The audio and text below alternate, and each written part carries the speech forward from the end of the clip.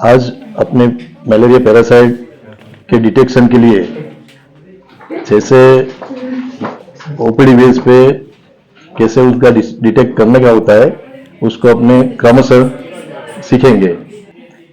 उसके लिए अपने पास जैसे क्लीन स्लाइड बॉक्स होना चाहिए, लेंसेट होनी चाहिए, स्पिरिट सॉब होना चाहिए और ग्लास मार्किंग पेंसिल, ये सब मटेरियल अपने पास होना चाहिए। दूसरी रिक्वायरमेंट में JSB1 और JSB2 स्टेनिंग मटेरियल होना चाहिए, बफर सॉल्यूशन होना चाहिए, जिसमें जब पेशेंट पे आता है तब उसके जो रिंग फिंगर होती है, रिंग फिंगर पे स्पिरिट सॉप से उसको पहले क्लीन किया जाता है, डिसइंफेक्ट किया जाता है। उसके बाद अपने पास जो प्रिकिंग नीडल होता है और लेंसेट होता है, उसमें से दो में से जो भी हो उससे उनको प्रिक करने का होता है।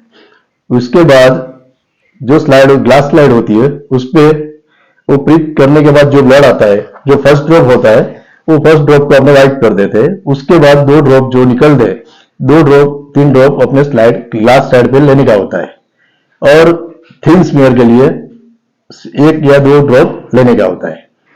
उसके बाद दूसरी स्लाइड लेके जो ब्लड 3 ड्रॉप वाला जो ब्लड होता है उस पर अपने राउंड शेप में स्मीयर बनाने का होता है, उसको थिक स्मीयर बोलते हैं। उसका थिक स्मीयर का जो स्लाइड होती है, ग्लास स्लाइड, उससे 10 mm 3 साइड से 10 mm स्पेस छोड़ना होता है और जो थिक स्मीयर बनता है उससे भी 10 mm स्पेस में रखना होता है।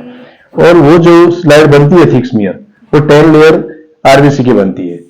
और जो उसके बाद वो 10 लेयर बनने के बाद दूसरा जो थिक स्मीयर होता है उसमें दूसरी स्लाइड लेके 45 एंगल से उसको टर्न शेप में अपने स्प्रेड करते हैं।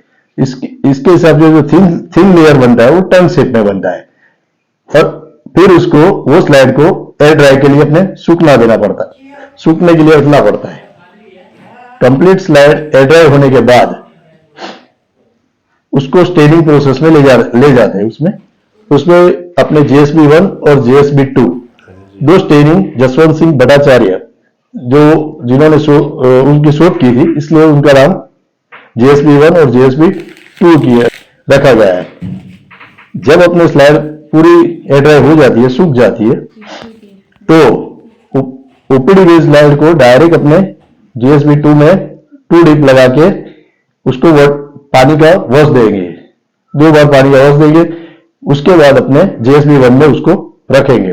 1-2 मिनट के बाद उसमें से स्लाइड रखने के बाद वापस निकाल के उसको पानी में उसको वॉश करके उसको एयर ड्राई करने के लिए रख देंगे।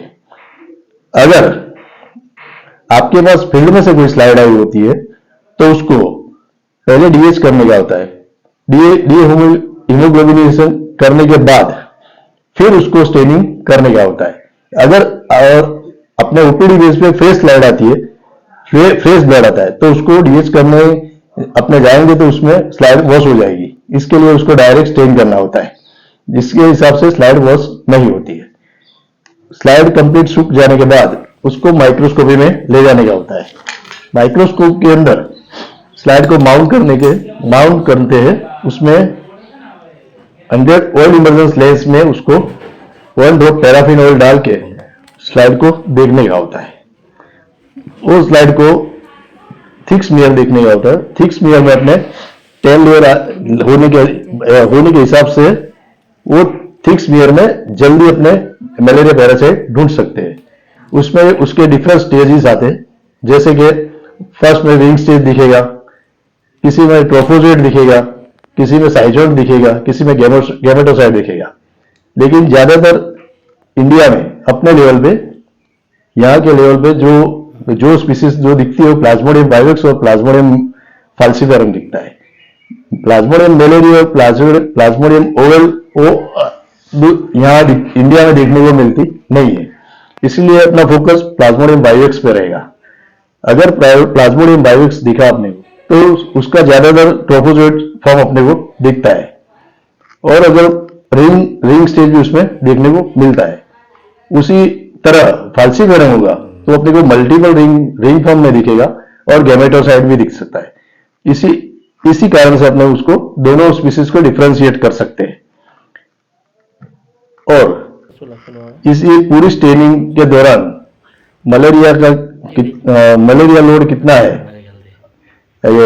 जो पॉपुलेशन में मलेरिया लोड कितना है वो मालूम पड़ता है। उसके हिसाब से अपने फिर प्रिवेंटिव मेजर ले सकते हैं। Thank you.